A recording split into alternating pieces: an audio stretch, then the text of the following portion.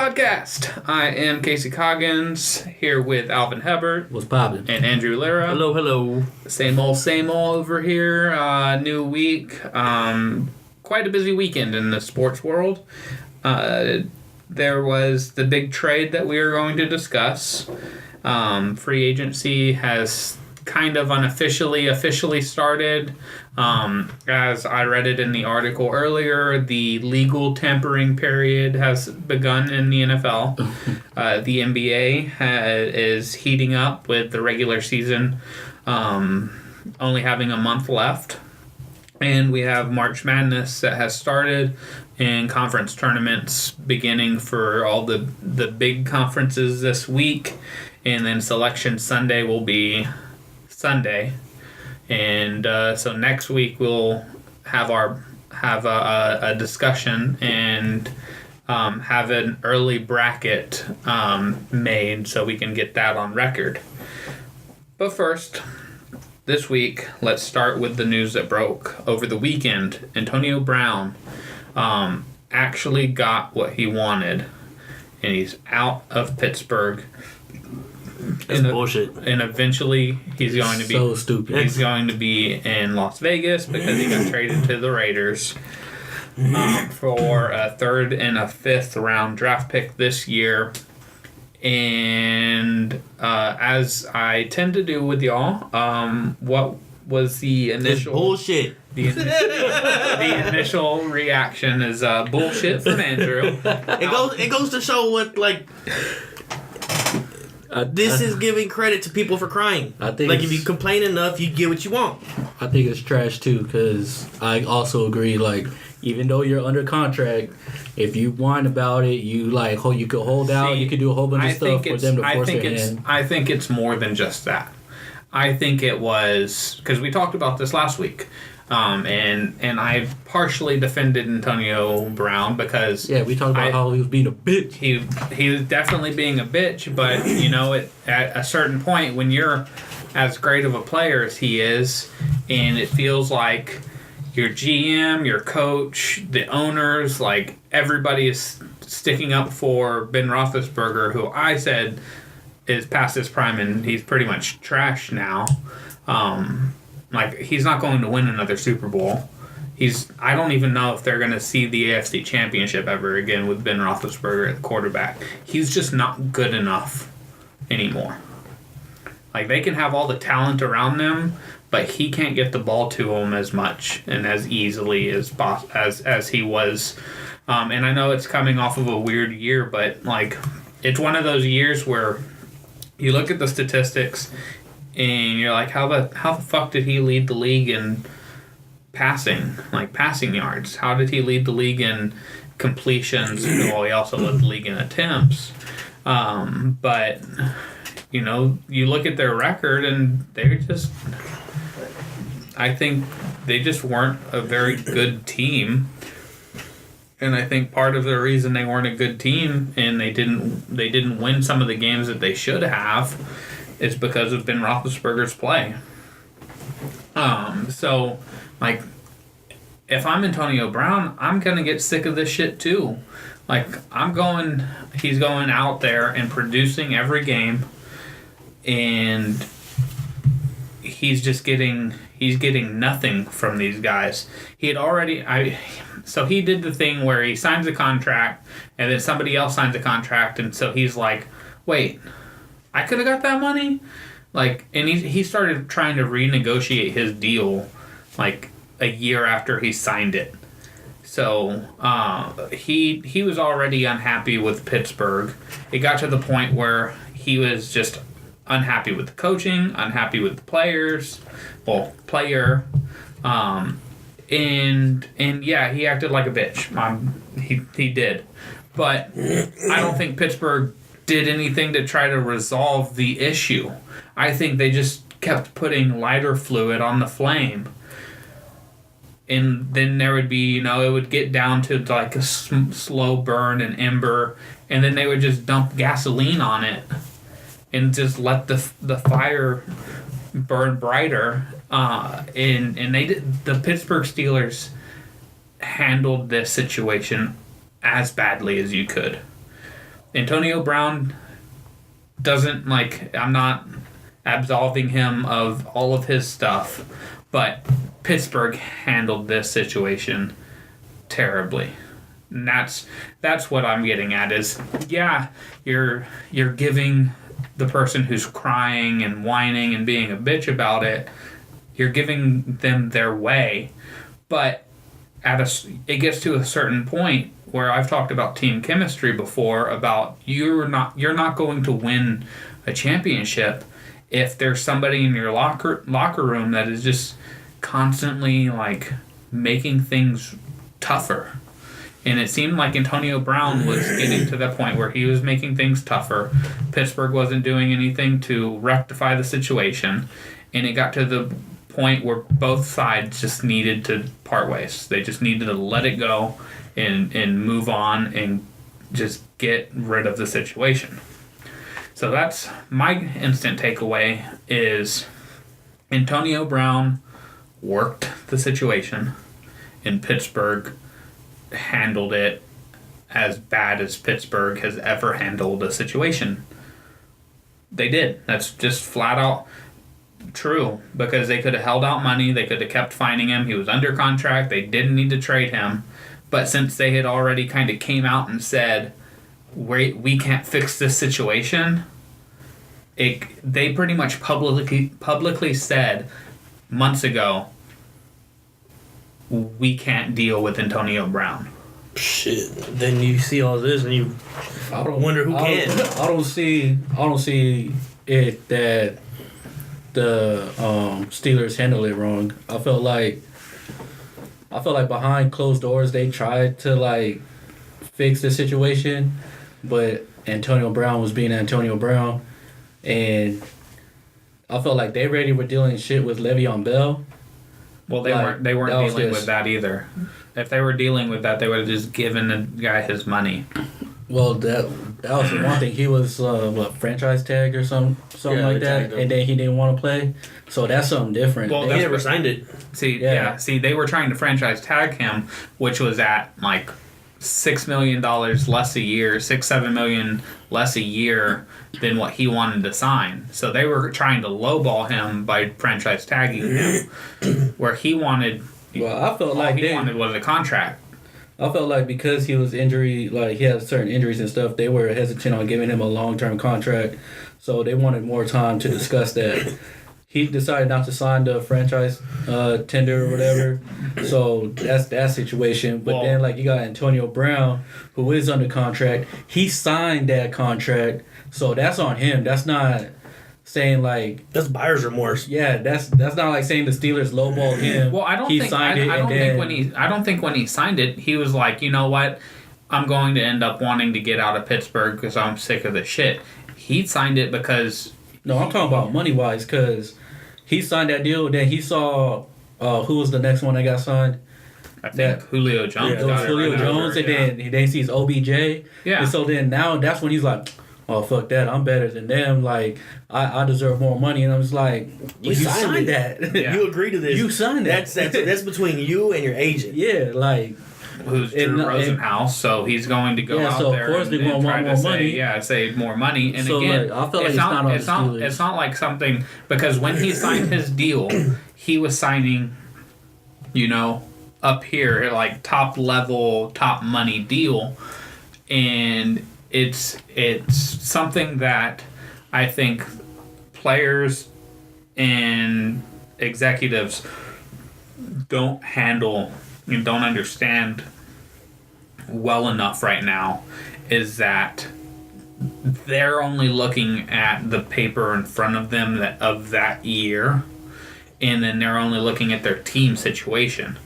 When you have to also understand that if I sign this guy for this much money, what is that team going to sign that player for that much money, and like how much money is that player going to get from that team?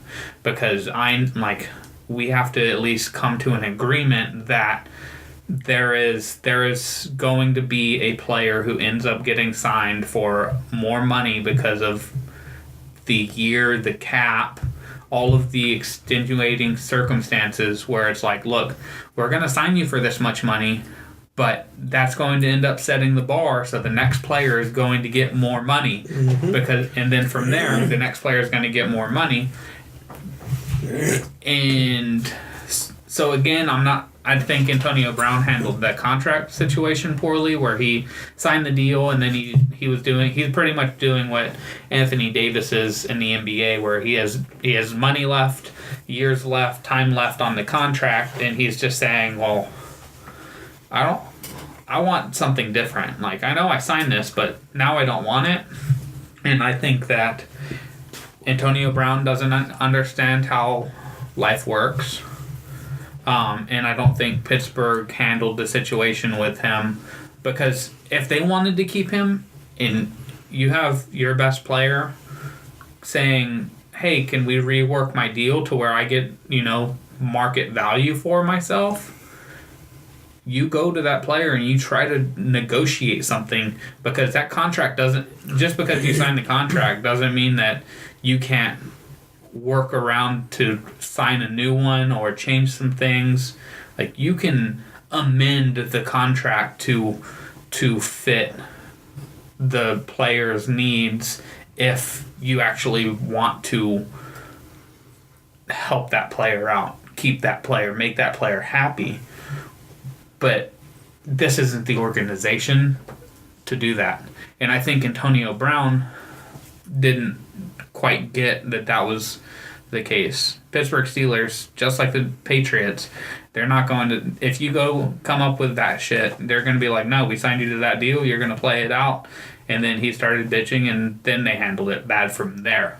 They handled it poorly from when he started bitching, because there should have, it's been festering for a few years. Like, you've seen it, like, Antonio Brown is that kind of T.O. Des Bryant, like, OBJ fiery personality, and he's yelling at teammates, he's yelling at coaches, he's trying to get the ball, he's trying to, make the play, and I just don't think that Pittsburgh handled his case well. Just like I also don't think they handled the Le'Veon Bell thing well. On the other end of this deal, let's talk Raiders. Andrew, what do you think? Do you think the Raiders got value? Do you think they made the right deal? Like, what is your take on the Raiders they made the deal. They gave up a 3rd and a 5th round pick. They still keep their 3 first-round picks. They did sign him to a $30 million guaranteed, like 3 years or something like that, or signed him. Yeah, it was 3 years. Yeah, but I mean, with this track record now, give it a couple of years and we're complaining about something else. He's gonna be living it up in Vegas. It's good for the Raiders, no doubt. I mean, they got him on a huge ass bargain, and because Steelers was trying to look for a first round. Guaranteeing that they was going to get a first round. And that's one of the reasons why I say the Steelers handled it so poorly, is the way that they handled it publicly. It's like, what team was going to sit there and be like, wait, you're either going to not play him next year if you keep him, or you have to trade him because that's how bad the situation is? Well, it doesn't help that he's going on fucking Instagram. I think a lot of teams sabotaging trades. I think a lot of teams pulled out because of his antics too. The Niners, they was talking about getting Antonio Brown, and then they said nah. Yeah, I think that it is that spoiled child kind of syndrome where you don't get to make them feel better. Yeah, you don't. They start throwing a temper tantrum in the store, so you buy them a candy bar. Yeah. And so like, I think he threw temper tantrums to get out of the situation, but I also think that his temper tantrum that he was throwing was calculated, because he knew he had to do that in order to get out of Pittsburgh. He knew the organization enough to know how much they don't like the public antics. Mm-hmm. Like Mike Wallace. Ben Roethlisberger is the abnormality. How much they've stuck up for Roethlisberger and all of his extracurriculars kind of says something about quarterbacks in the NFL, in the way that owners and teams see their quarterback, where any other player has the same issues that Ben Roethlisberger did. He's gone out of the league. So I think that Brown was making those like videos and throwing those temper tantrums to make the Steelers like want to get rid of him, but I don't think wherever he ended up, which ends up being Oakland, but no matter what team it was, well, I can't say no matter what team, because if he went to Dallas, he'd be wilding out all the time. Until Jerry put the babysitter on his ass. But I think it was just like he could have gone anywhere and he would have, been like, all right, cool, I'm out of Pittsburgh. I think the situation's going to be better for me. He just didn't want to play with trash-ass Josh Allen. That's why he nixed the Buffalo trade. But I mean, is he going to win a championship with the Raiders? No, I don't see that. So, it makes it come off like you're only about the money, that you don't care. That's exactly what it is. Yeah, I don't know. But I don't know if it's just all about the money or it's all about being in a happier situation. And if money makes him happy, that's one thing. But he was also not. Did he go to a better team? No way. Not at all. Not at all. It's tricky because I think the Steelers have more talent as far as like well, and by better talent I mean like it's pretty minuscule how much more talent Pittsburgh has, I think, than Oakland, and I'm also basing this off of draft capital because Oakland still has 3 first-round picks, and if they can hit on 2 of them, they'll have a good defense. They'll have. Yeah. They can get good. Trade those. They can get good quick. Is Derek Carr better situation than Ben? Absolutely. You think Carr's better than Ben? 120%. Gross. I think if you put Derek Carr on Pittsburgh this last year, Pittsburgh has the year I thought they would have, where I had them as the number 1 seed in the AFC. Because no. You saw Derek Carr's year? Did you see the team that he was playing with? They were tanking. They were doing as much tanking in the NFL so they're as not possible. They're not a better team though. But they were purposely tanking this year. They have the 3 first-round picks. Now they have Derek Carr, Antonio Brown. If Jordy Nelson can be the kind of slot receiver that he's shown to be. What, 3 years ago? Before he blew out his knee. Hasn't Derek Carr blown out his knee too? Yeah, 2 years ago. But I mean, people recover from knee injuries a lot easier now than they used to. So, yeah, no, of course, it's just modern medicine, but still, it's the fact that it's not so much health concerns, but it's the Raiders. How reliable is it going to be that we can trust to be on the field? The Raiders gradually went to tanking. They didn't start off tanking the season. Oh no, they started off tanking the season. They traded Khalil Mack before the season started. They started off tanking. John Gruden made that trade still thinking that the Raiders were a good team. He made that trade thinking that the Bears were going to get like a top 3 pick. Yeah. Which we all thought would happen. We all thought, but Khalil Mack carried them to... He changed it. Yeah. He just showed his caliber. John Gruden came in the season thinking there was a solid team, a good team, and then he saw how trash they were, and then they got rid of Amari Cooper, and then they just went to tanking the season. Yeah, I think the Amari Cooper deal was they weren't having a good year at all. Amari Cooper wasn't playing well, and he was able to. They started shopping him, and they got a pick. They were not sold on making the playoffs. I mean, Gruden's going to come out and say we still have the intention of winning because he has to sell it to fans.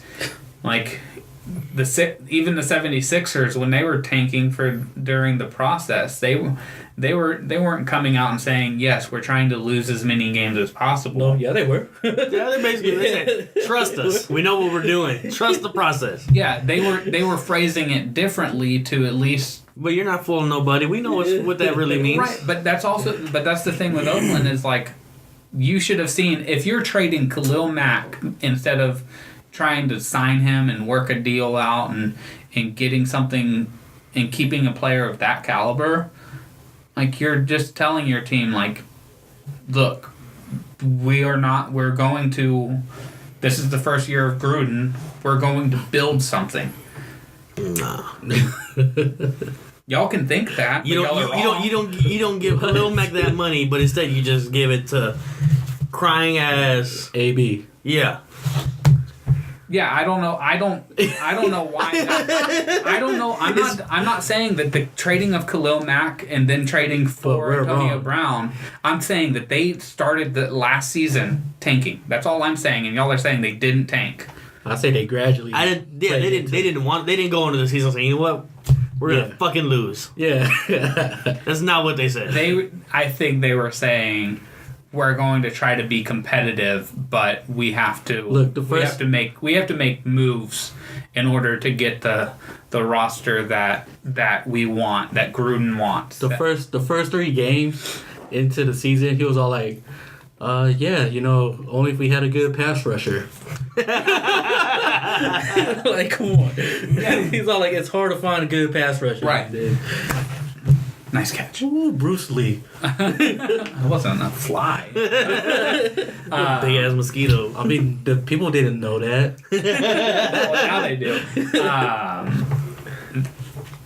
The Raiders just, they already weren't going to be a playoff team to begin the season. I don't think anybody expected them to.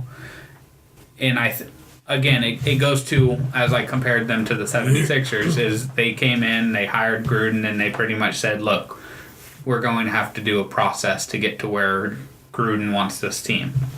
What picks do they have? They have... Well, not so much who's, but like where are they at? They got the Cowboys, they got the Bears. Then they have their own. Their own is their best pick. Are they the number 7s? Is that them? Because they were going in, when they made that Amari Cooper trade, they were expecting 3 top 10 picks. They have the 4th. Scrolling. Yeah. Ooh. Oh, yeah, they thought, but then, of course, the Bears and the Cowboys ended up fucking turned around with their pieces that they got. Yeah. So the 4th, the 24th, and the 27th. Dang. So, yeah. I mean, Grant, the first round picks. It's a first round pick. So it's not what they wanted. They wanted 3 top 15 picks. And they thought they were going to get 3 top 15 picks because they traded with Chicago before the season started when Chicago was going to be the worst team in the NFC North. And I mean, Khalil Mack didn't all of a sudden vault them to the best team in that division. I think he did morally. But I think he made everybody else's lives on defense easier, even though he missed a few games. So those pieces that were already good on a good defense last year, they had less pressure on them to do as much because they had a guy like Khalil Mack. And you saw how great of a coach Matt Nagy was with this team in his first year with the Bears. Only if they had a better quarterback. I mean, he did throw for 6 touchdowns in one game. If only they had a better kicker. So they're going to get the Raiders are going to get a star on the defensive line. Yeah. They just signed Trent Brown from the Patriots, who's one of the best tackles in football, to shore up what was one of the top 3 offensive lines 2 years ago. But they traded Osemele. They lost Penn to injury, and they drafted Colton Miller last year. And so they should have a good to great offensive line. But they just got rid of their left tackle, Osemele. Yeah, and they signed Trent Brown to replace him. Trent Brown's a lot older than him, isn't he? I don't know how old he is. I just saw that they signed him to the richest deal an offensive lineman's ever gotten, ever received. Word? Well, yeah, they got to protect fucking Derek Carr now. Yeah, that's true. Pressure's on him. It doesn't say Brown's age on this report. Oh, man, the tackle from the Patriots. Yeah, that's what I just said. He's 25. 25, well, I was thinking of a different Trent Brown. And yeah, they also have Colton Miller, who they just drafted, who had a decent year. So we'll see how their offensive line is. They have to get a running back because Marshawn Lynch, who knows what's left in his tank, and then they have to shore up the defense. So they're still pieces away, and you have to see how the draft goes and how the free agent market goes, and if they can bolster their wide receiver position. I believe they still have Jared Cook at tight end, who had a pretty damn good year. He's pretty much the only Raider who had a good year. Yeah, Jordy Nelson only had a couple games, and then that was it. So I mean, they made terrible decisions in the offseason as far as, the trade and getting rid of pieces like Michael Crabtree, who were producers. And I think with the addition of Antonio Brown, I think it's going to revitalize a lot of people in Oakland, and this draft can revitalize a lot of people in that locker room and revitalize that team. So I think Oakland just made out like a bandit in this deal, because you get Antonio Brown for the rest of his prime, and because in 3 years he'll be at the age where he's probably going to end up dropping down into the 70 catch range. I mean, who knows in today's NFL, but he just had 15 touchdowns this last season. And that was with so-called trash-ass Ben Roethlisberger. Yeah, that's with trash-ass Ben Roethlisberger, who was literally throwing to linebackers in the end zone. Serge Ibaka and Marquise Chris got in a fight. Yup, I saw that. Ibaka grabbed him by the throat. Serge Ibaka doesn't play. Serge Ibaka is about that life. Hey, he's from what, the Congo? Yep. In Spain? Yeah, you already know. The Congo. He'll come at you with a spear, bro. Congo. Spain. Bro, do you know how hard it is in Spain? Speaking languages people don't even know. You can't tell if this person's Portuguese or Spanish. You don't know what kind of wine they like? Right. Well, so that leads us into that's a good transition. Nice segue. Yes. Wine? That too? So depends what you're talking about. As I said earlier, the NBA is in its stretch run, a month left in the regular season. What the hell is going on in the NBA? Like, Which part? the Suns are beating the best teams in the league. Wet And the Lakers. The Bucks lost to the Spurs. Didn't they lose to the Suns also? Yep. Yeah, The Suns beat the Bucks and the Warriors. the Clippers just beat the Thunder after the Thunder beat the Blazers after the Blazers beat the Nuggets. So this is San Antonio's year. If anybody could beat anybody, this is where we cry. Great chance. Anybody's ball game. Yeah. So you're saying there's a chance? Yeah. It's just such a it's And you don't got to worry about LeBron James in the playoffs. it's just becoming such an odd year that I mean, Golden State's still probably winning the title just because you have to beat that team 7 games in a 7-game series. And, you know, if they want to, they can just say, yeah, fuck it. We're going to throw Kevin Durant and Steph Curry out there for 42 minutes.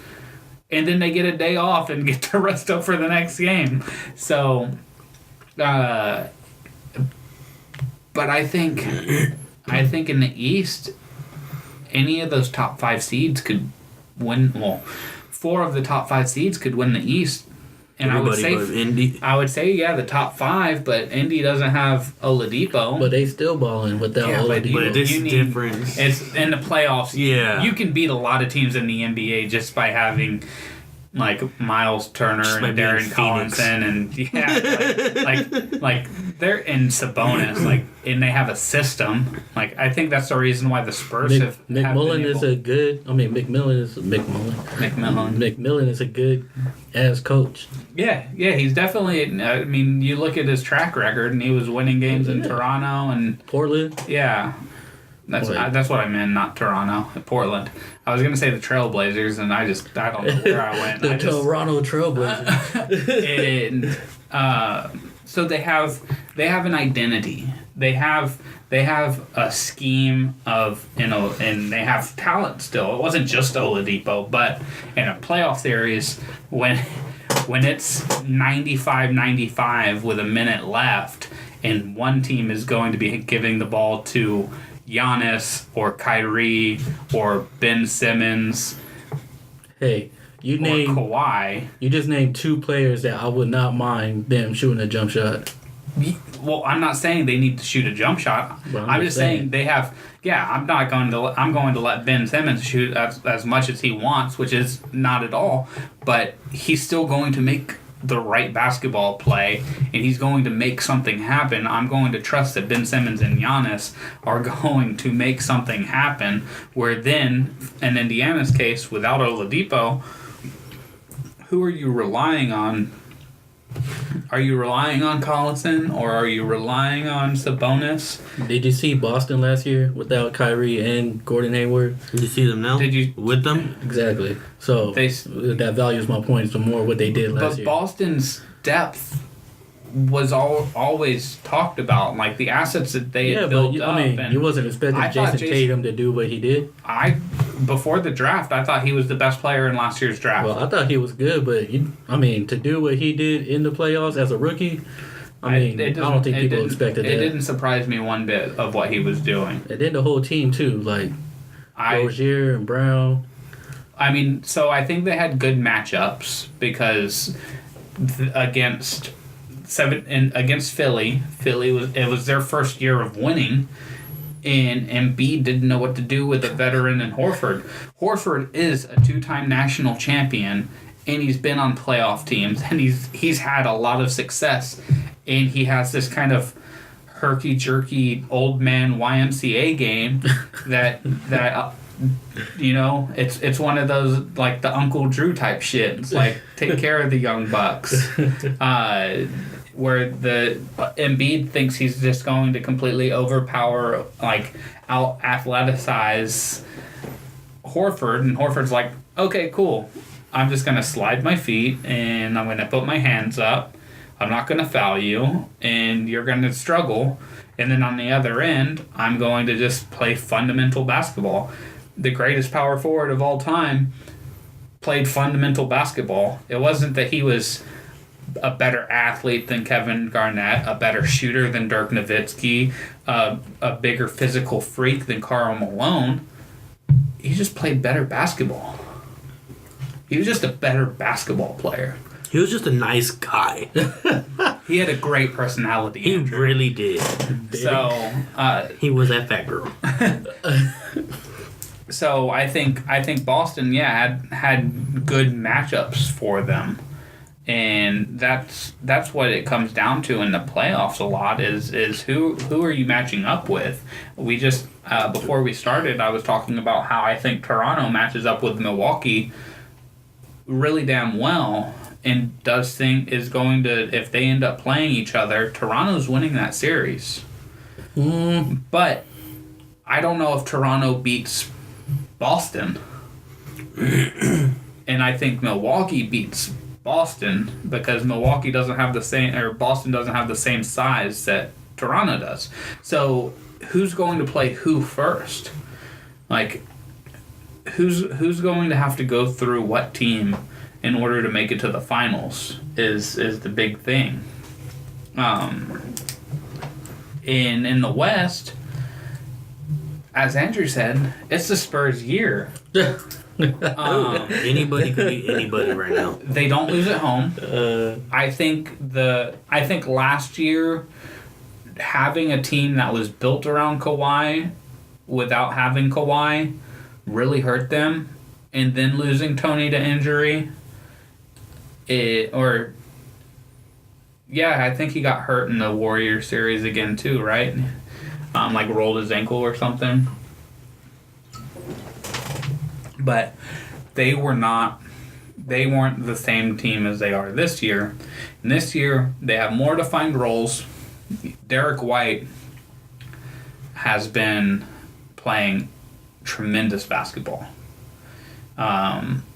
They just need to get Rudy Gay healthy, keep Pirtle healthy. They don't have to worry about giving Pau Gasol minutes. Did you see? Somebody loves that. Did you see Pau Gasol last night against the Spurs? Wait, which part are you talking about? When he checked in and gave up like 12 points? When he was a negative 17 in 20 minutes? Yeah. Dude, he checked in and the Spurs went on like a 12-4 run. He checked in and Pop was like, hey, we know that guy. You know what he can't do? Mm-hmm. Anything. Pop was all like deja vu. Yeah, it was. So I was like, it sucks, don't it? It sucks, don't it? But Marco playing the way he's playing, all you have to do is get, like, Bryn Forbes has to just be solid, be better, because he's not playing good right now. But everybody else on the Spurs at home after that road trip being so bad has stepped up, and it's LaMarcus has to be the catalyst. Their record when LaMarcus scores 30 this year, he's done it 11, 12 times this year, and they've lost one game when he scored 30. So I think the Spurs, as long as they don't fall into the 8 seed, I would say have a 50-50 chance of advancing. Unless it's Denver at that 1 seed. No, I think they have a 50-50 shot against Denver. I know what I'm saying. Don't get that 8 seed unless Denver's at that 1 seed. Yeah. As long as we just follow them, we're good. I mean, Jokic is still going to be a problem. Yeah, Jokic's fine. It's a yoke. He's fine. but yeah, I think that's they're kind of a new Spurs. I think, like, if you look at that team, they have, a top 5 big man in the league. They have a lot of solid players who know what they're supposed to do and know their role. They have a good mix of veterans and young players. They have Isaiah Thomas, who can be that Still trying to get that Brinks truck. Vernon Maxwell off the bench, the Mad Max. God damn, that's taking it back. Vernon Maxwell. And what is it? Kenny Microwave Johnson? Was that what? Or Microwave Johnson? Yeah, maybe that was Vinny Johnson. One of the Johnsons that have been in the league. Microwave. With the Celtics, I think it was. Right? Yes. Yeah. And so they have that weird filled out roster, and they have length, and they have shooting, and they have defense, and they can do a lot of different things. And when they're at home, they have the altitude on their side. And like Portland has the 2 great guards. Nurkic playing well, can bang with the big bodies. Wasn't it you that said that they were going to trade one of them? I thought so. Yeah, I thought that there was a good likelihood of them trading one of them because it just seemed like they were going to just stall out, which, I mean, I don't know how far in the playoffs they're going to go, but they ended up trading for Enes Kanter, Rodney Hood, who, you know, when he's your 7th best player, you have some sort of decent chance. Is that Enes Kanter pickup? Is that any good? I mean, he can't really travel much without trying to get killed. He can't travel across he can't travel to Europe, Which is basically Oregon. Let's be realistic now. Just make sure he's not in elevators either. Don't want him getting stuck now. Shit, man. You have to take him out the back entrances of hotels. With a bag over his head. Yeah. Keep him away from Russians. He's Turkish. He has to be. No, I know. The Turks are after him. Yeah, I know, but the Russians are mercenaries. Haven't you watched any espionage movies? No. Oh, Black Widow? Come on. Well, at least you know that.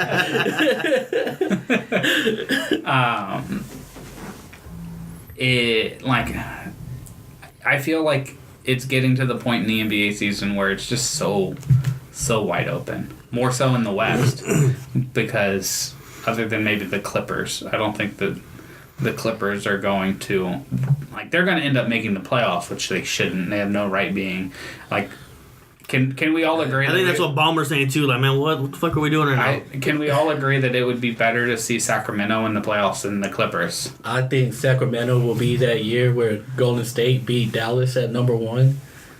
I felt like the Kings could have provided something exciting like that if they was in the playoffs in the 8th seed. I think it would have been more of when the Thunder played the Lakers as the 8th seed. And the Lakers were the 1 seed, and I think this was 2010. That's on the back-to-back for the Lakers, where the Lakers won the series in 5, but it was like, oh shit! Look at Durant and Westbrook, and look at this team. They're gonna come up and be a problem soon. The guy's got a beard. I don't know if he had his beard his rookie season. Nah. And then he looked in the mirror and was like, Jesus Christ, I need to do something about this. I need to look like Fucks up with my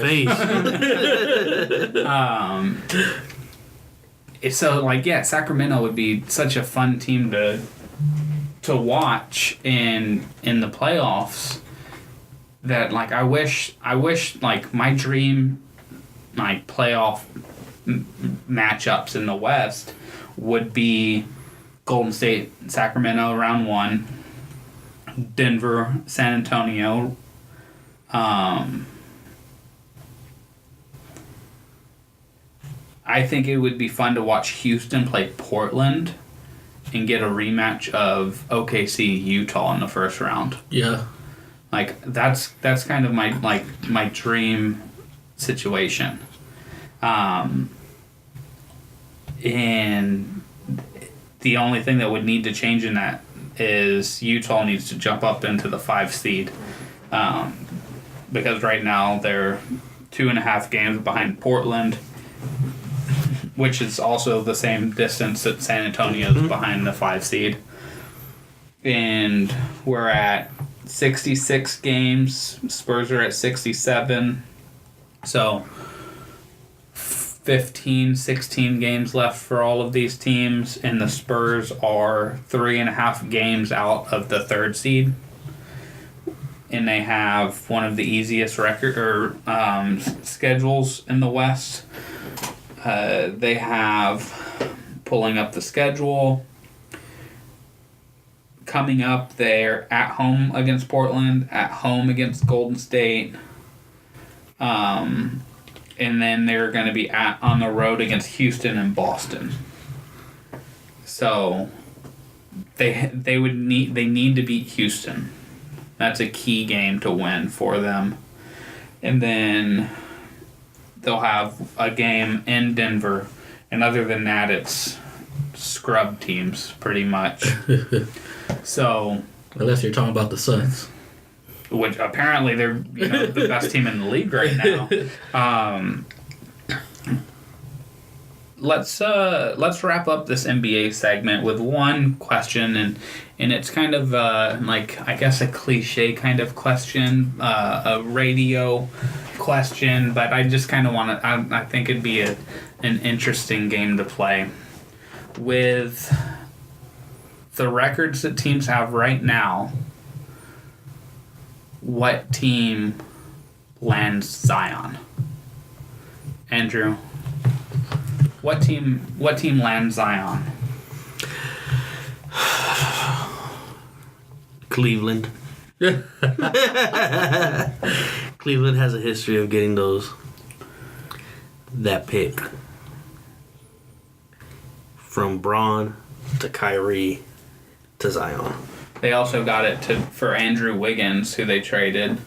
Yeah, they had the number one. They had the number one pick 3 of 4 years, I believe, because they had Kyrie, Anthony Bennett, and Andrew Wiggins, and 2 of those guys aren't with the team. One of them flamed out of the league immediately, real fast, and the other has not played to his potential at all. I mean, I don't see it. Everyone's counting on the Knicks for some reason. Well, they, they're last in the league. They get the same amount of balls as Cleveland and Phoenix. Yeah. You know what's crazy? The second worst team in the West is Dallas. Mm-hmm. They would be...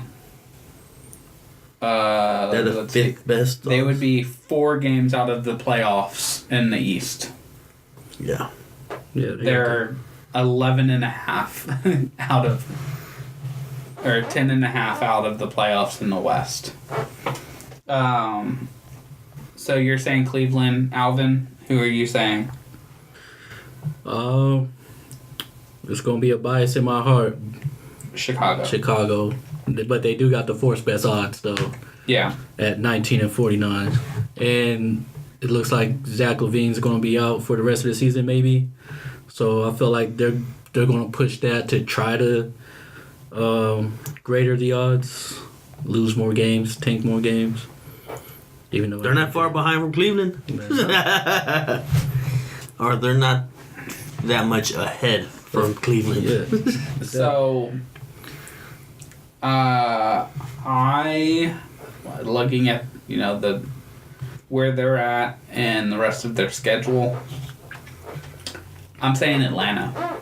I think Atlanta is going to they'll end up with the one spot, or if they don't have the number 1 spot, they're going to try to make a trade and do similar to the Trae Young Doncic deal.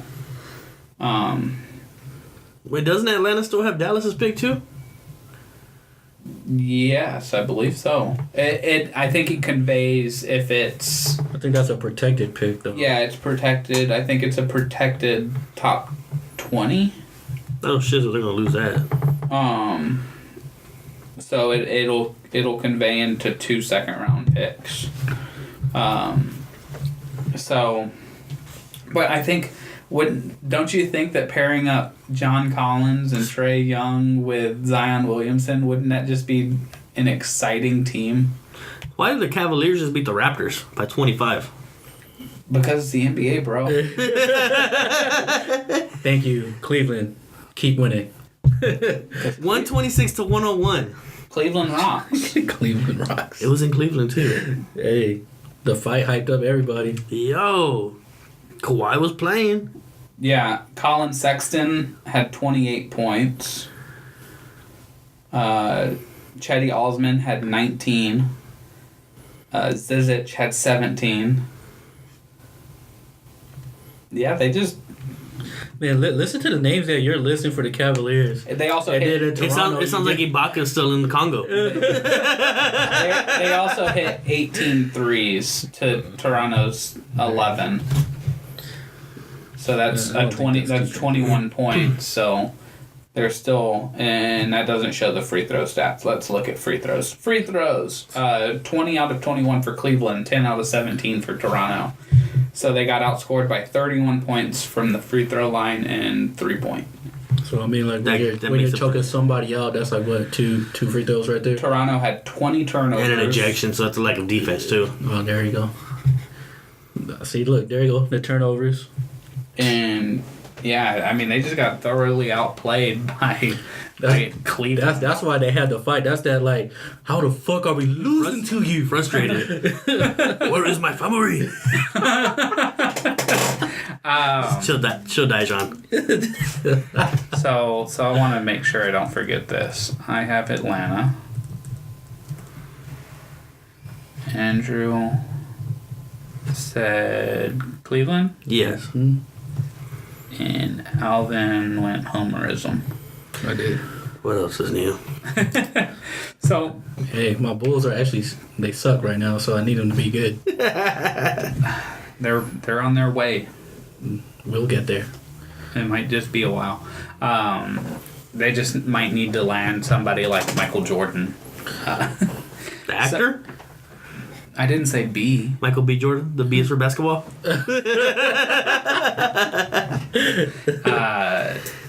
So let's do our On Fire, In Dire, and Prophecies segment to wrap up the week. Alvin, you can lead off with your fire. My fire, going with my Tar Heels. They Get over it. They swept the regular season of Duke for the first time since 2009, and they only lost one game since mid-January, and that was to Virginia. So they've been on the streak, and which got them in the third seed right now, ranked third overall seed. Yeah, overall. So if they go in to March Madness as a 1 seed, they'll be looking good in the tournament. But you know that those wins like have asterisks on them, right? No, they don't. Yeah, I think even what's the Coach Williams said it is like asterisk or not. Yeah, asterisk or not. So what are you trying to get at? Asterisk. Still, he's there. What are you trying to get at? Which games are you talking about? The games where there was no Zion? So don't even give me that. So in the first game, it wasn't that there was no Zion. It was that they got pushed them out when Zion left. That game was so amped up. They were so ready. They had like their game plan. Any Duke game is so ready. And then Zion hurt himself 33 seconds in and left the game. All I hear about the Duke lineup is that they got potential 5 players that could go in the first round. Blah blah this, or 4 players could go in the first round. I think they only lottery have 3. picks. I don't because I don't think Trey Jones is that guy, and I don't think Bolden is either. But a lot of people look at Trey Jones as a high pick, or a lottery pick. Yeah, that's not going to amount to anything. He would be a solid Corey Joseph pick. All I hear is how deep their team is and how good their starting lineup is. So even if they're without Zion, they should be able to win games. Nah. Not against. He's that much better than the whole team. Not against the high caliber team of North Carolina. North Carolina you still got Barrett. Is better than Duke without Zion because Zion can handle Luke May. Luke May in both of these games, I believe, went off. Mm-hmm. This game, Kobe White went off. Yeah. More so than the first game, but also this game they lost their best interior defender on top of not having Zion as well, which really just makes things thin, makes rotations thin, and changes the entire presence of your team to where all of a sudden North Carolina can just be like, look, we're going to just drive and then we can kick the ball out, get them rotating, because we don't have to fear a shot blocker anymore. Their 2 shot blockers aren't in the game. They don't have anybody else to block shots and be an interior presence. Their backup big man is a white guy who shoots threes and looks like he should be appearing on the next Bachelor. That's not my fault. We won those games. We won those games. If Y'all it makes not you gonna feel steal it. better. You're not If it gonna makes steal you, it? if it helps you sleep at night. If the Spurs knock out the Warriors without Steph Curry, Klay Thompson, and KD, Hold on. y'all would still be like, ah. Yeah, man. Hey, you won those games. It's good. Yeah, we did. Put little quotations. Won those games. If the Spurs play the Warriors in the first round and the Warriors are without Steph and KD, I would be saying, yeah, I'm excited that the Spurs won the series, but they kind of got lucky that they weren't playing. Yeah, but you're not going to put an asterisk mark. No, it's the same shit you were doing when, like, the first few times that the Warriors were winning. So, yeah, they fucking won the finals, but they didn't play. They didn't play a starting point guard the whole playoffs. I was saying that. I said that. Somebody was saying that. Either way, I think Alvin. Motherfucker, you still say shit like that. Alvin was repeating my sentiment about that. How the Warriors won 2 titles without playing a healthy team, like a healthy team. And then the year that they played all 4 teams healthy, they should have lost to OKC, and they did lose to Cleveland. But other than that, they've played a lot of banged up teams. Like, they've gotten a lot of breaks with the injury bug. And they haven't, and same kind of goes for them when they got hit by the injury bug with Steph before KD. Because now I think if Steph goes out or is at 75%, I still think that they have enough talent to win the title. That's what I'm saying. Injuries happen in this game, and so don't be going all like that. Out of here. So. But I'm not all I hear about is Duke's lineup, Duke's depth, and all that stuff. So they should still be good. Their depth. You hear about Zion. You hear about Zion and RJ Barrett. Oh my god! And they still had RJ Barrett. And now you're hearing a lot of people trash on Cam Reddish because he's been and hot Reddish. garbage. But at the beginning, everybody was so hyped, so hyped. He hasn't fit in as well as he should have. Not taking my wins away from me. All right. We won those games. I wouldn't be super hyped if it's my a team W was, on there. It's a W in the standings. W with an asterisk.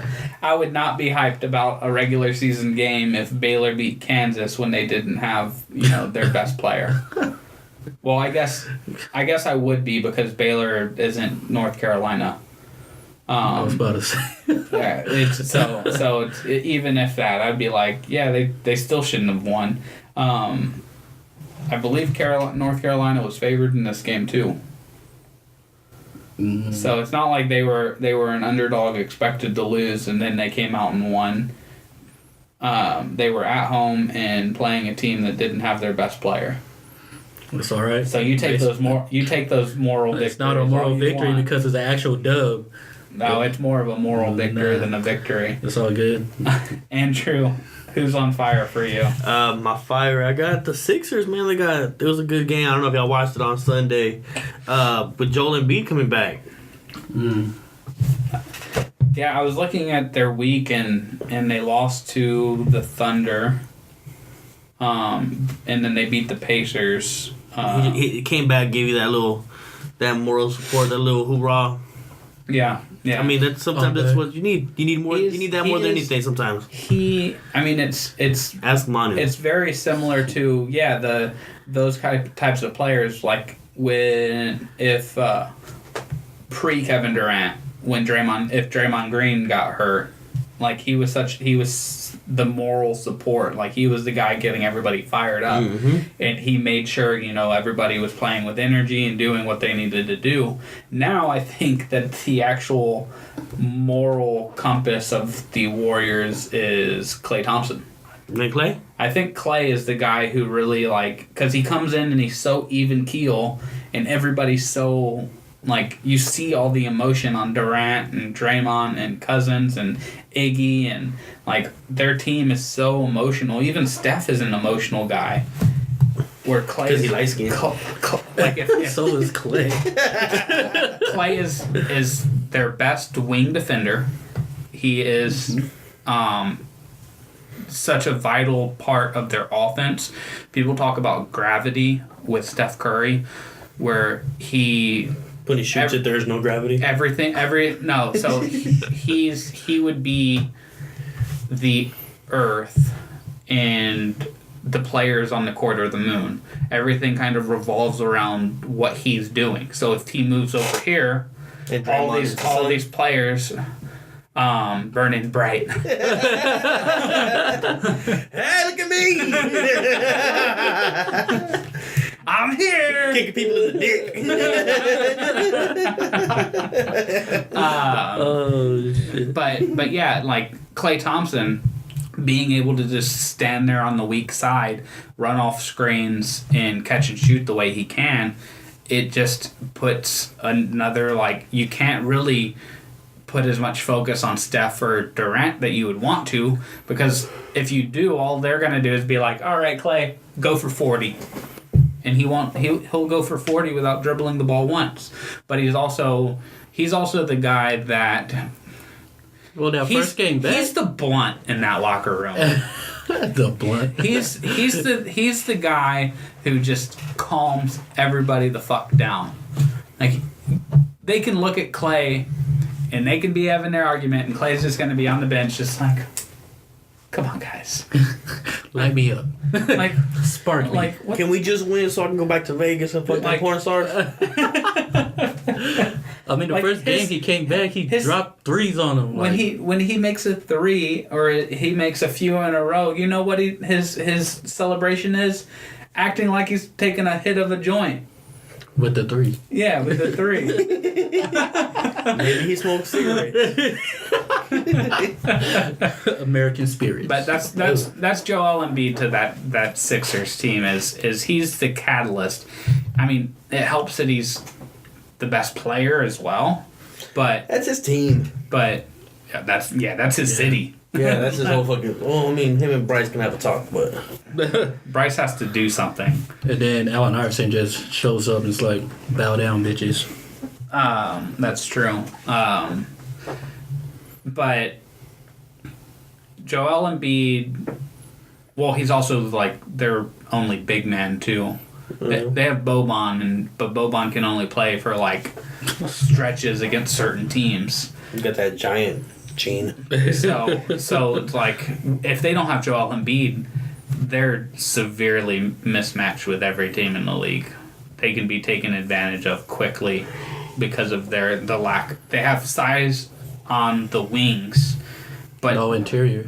like Tobias Harris, you don't want banging against LaMarcus Aldridge. Mm-mm. You don't want banging against Steven Adams. Like that's just not what you want. So that's getting him back. Yeah, is huge. And if he gets the cardio and gets back into game shape, they're going to be a really odd, fun team to watch in the playoffs.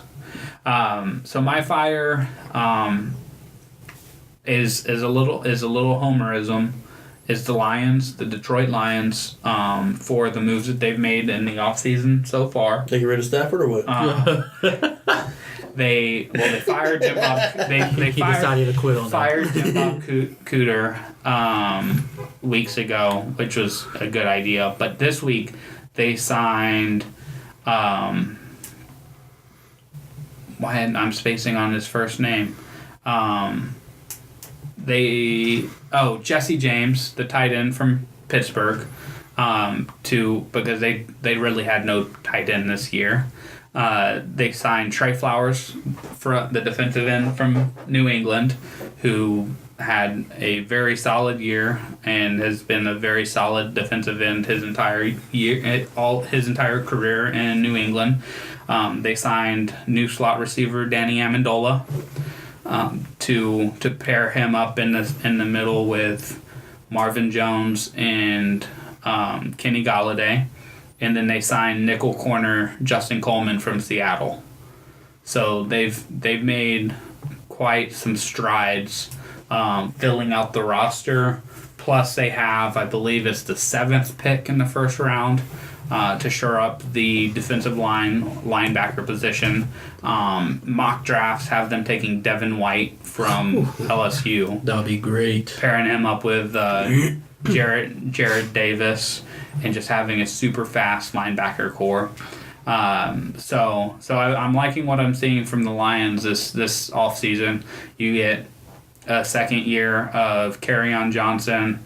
Hopefully the new offensive coordinator is not as terrible as Jim Bob Cooter and actually shows some ingenuity on the offensive side.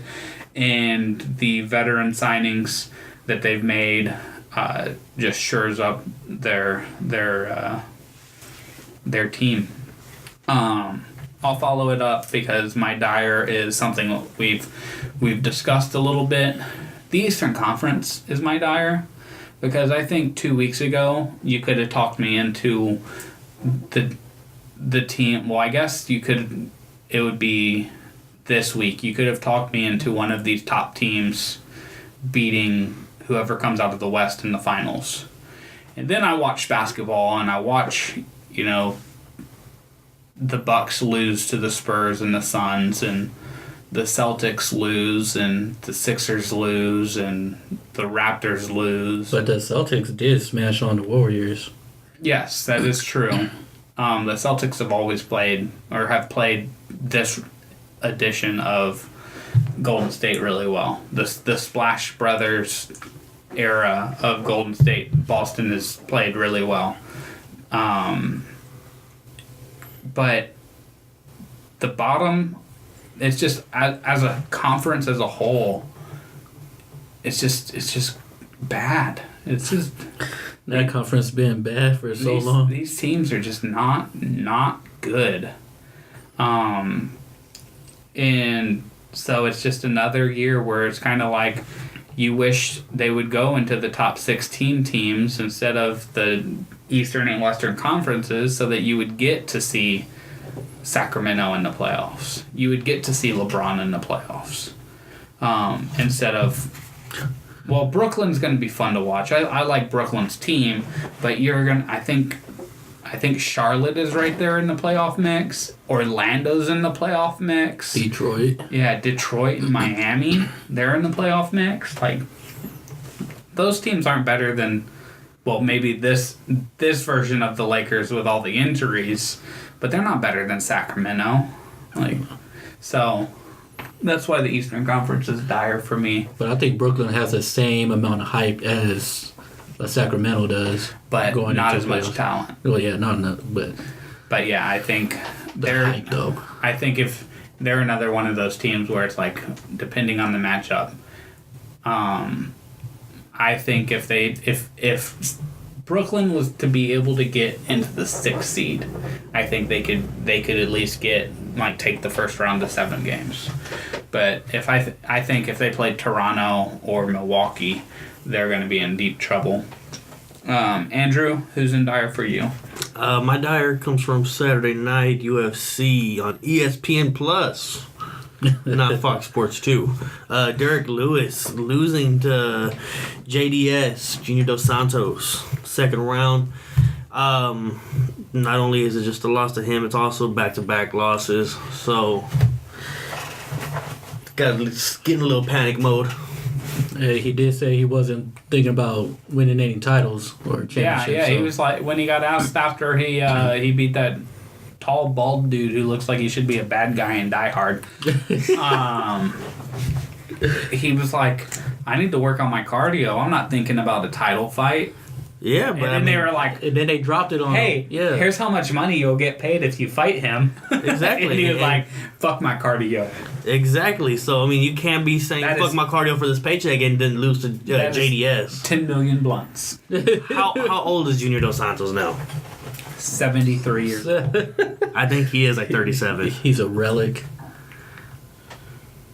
Junior Dos Santos. Junior Dos Santos is... I mean, he was thinking about his balls being hot. 35. And wanting to smoke a blunt with Joe Rogan on his podcast. He wasn't thinking about beating Cormier for the title. Yeah, that's very true. And he's just... Derek Lewis is the type of fighter where he's not going to go on this run of just winning a lot. Derek Lewis is also only 30. He's 34 years old. But yeah, at the same time, Derek Lewis doesn't want to fucking flame out after an interview. Yeah, talking about his balls was hot. Yeah, and smoking the blunt. Saying you just don't want to burn out over an interview. The blunt burned him out. I'm done with you. You dumbass. Joe Rogan did it. Yeah, He is. I don't think he was ever going to be a heavyweight champion. Nah, but at least you want to be contender. Competitive. Like, yeah, I mean, he's definitely a contender, and he'll always be a contender because all it takes is one. All it takes is one punch from him. Yeah, that's but that, you gotta land that one punch. Before he got kicked, he almost rocked, or he did rock Dos Santos. But he didn't win. Well, he came didn't home win. empty-handed. I mean, but it's Dos Santos. You know he got that chin. And that's even still, people have been questioning JDS's chin. What? Yes. How? Because he's been rocked so many times already. Because he's Brazilian. That too. That's why they're They questioning. don't have the best track record. They don't have a good track record.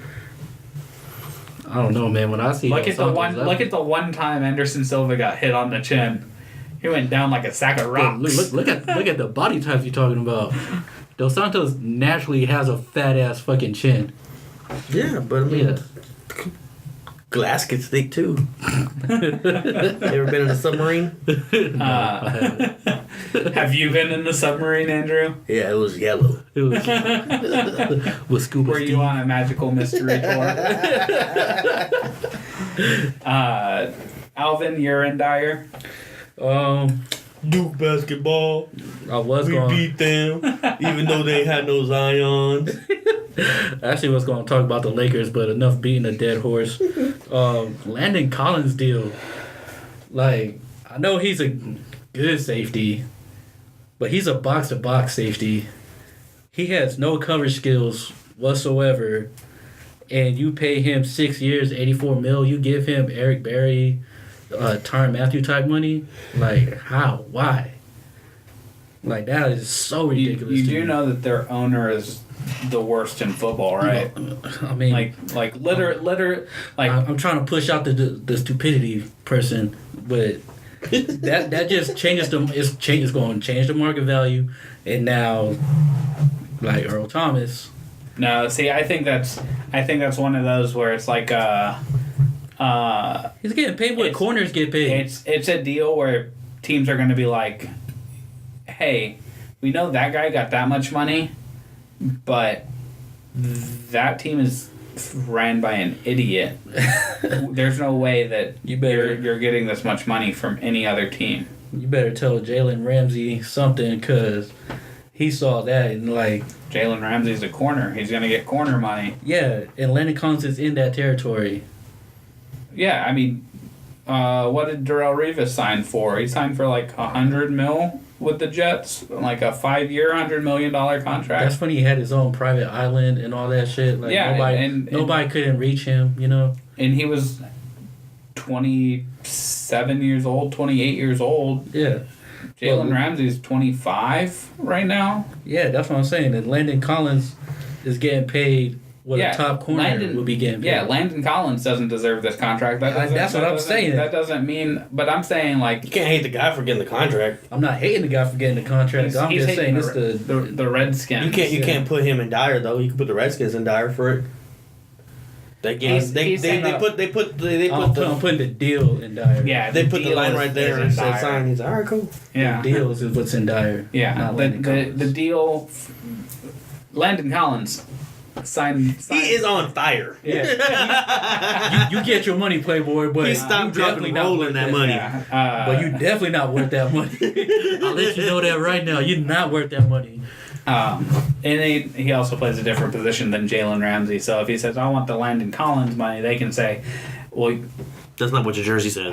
actually if the Jags, if he went to the Jags and says, I want that Landon Collins deal, they'd be like, here you go, my child, sign please. Yes, they would like go, that would, yeah, they would thank lock him up immediately. Just keep talking. Keep saying those words you like to say. Trash. The Jags will be lucky if when they have to start negotiating the Jalen Ramsey deal that they're not signing a check that or signing a contract that says 100 or more. Like $100? $100, $100 million. Like they'll be lucky if they don't have to pay him at least $100 million. So I'd like to make $100 million. yeah, that sure would be nice. I would like well, to make 84 let's million. wrap up the week. And Alvin, we'll boomerang back and prophesize. You ever just been tired of not being a millionaire? I wouldn't know that because I Every day. haven't been a millionaire. Well, so you know what not being a millionaire feels like. Exactly, and you're not tired of it? I'm always tired of it. But my prophecy is, I think by the weekend, Le'Veon Bell will sign with the New York Jets. The Jets? Yep. The goddamn Jets. Jets. Jets. They got Jets. They got the most money right now. They're gonna throw it at him because they need a fucking running back. I thought he was going to Oakland. No. The Jets have been the likely destination the entire time. Either the Jets or the But Niners. I think that the whole we need to come up with prophecies of things that aren't likely to happen. I think it's going to happen this week because I don't see it happen. And it happening this week. I think it could play out a lot longer. Because for all we know, the Jets are I think we can sign Le'Veon Bell, but let's see how the draft plays out first. We are the goddamn Jets. True. Andrew, your prophecy. Prophecy, I got the Spurs winning out this week. They're going to Dallas, driving up 35, coming back home, hosting Knicks and the Blazers. Toughest game would probably be the Blazers, but it's also at home where You guys got the best home. I'm record, comfortable. right? No, but it's up there. They've only lost 6 times at home. Oh, Milwaukee has the best home record, I believe. well, that's They right. don't lose, All they do is win. no matter what. Win. And my prophecy is going into the soccer world, Champions League. Juventus playing Atletico Madrid. They're down 2-0. Is it Juventus or Juventus? I've always I say you. I thought it was Juventus. I thought there was a lot of Jews there or something. I was like, oh, Juventus. It's Italy. So Italian Jews? J is silent.